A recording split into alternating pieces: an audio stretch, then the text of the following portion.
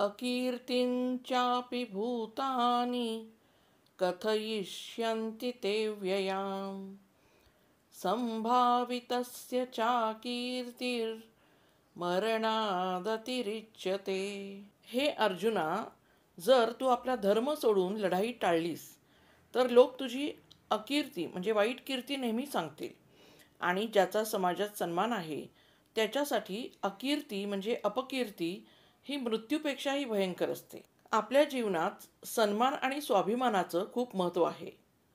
मानवी वर्तनात सामाजिक मान्यता, सन्मान आणि आत्मसन्मान ही मूलभूत गरज आहे. जेव्हा आपला सन्मान टिकवण्यासाठी आपण योग्य कृती करतो तेव्हा आपला आत्मविश्वास वाढतो. माणूस समाजात एक विशिष्ट प्रतिमा तयार करतो. जर ती प्रतिमा तुटली तर व्यक्तीमध्ये नकारात्मक भावना, अपराधगंड आणि आत्मनिंदा निर्माण होऊ शकते.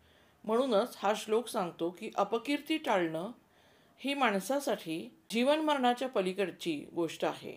मानसशास्त्रात रोल आयडेंटिटी ही संकल्पना आहे. प्रत्येक व्यक्तीला समाजाने दिलेली भूमिका असते. उदाहरणार्थ विद्यार्थी, पालक, नेता.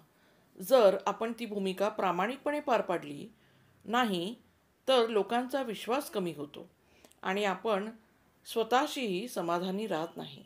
यासाठी आपण एक उदाहरण बघू. एक शिक्षक वर्गात नेहमी वेळेवर आणि प्रामाणिकपणे शिकवतो. जर तो अचानक निष्काळजी झाला, उशिरा यायला लागला किंवा चुकीचं शिकवू लागला तर त्याचा आदर कमी होईल.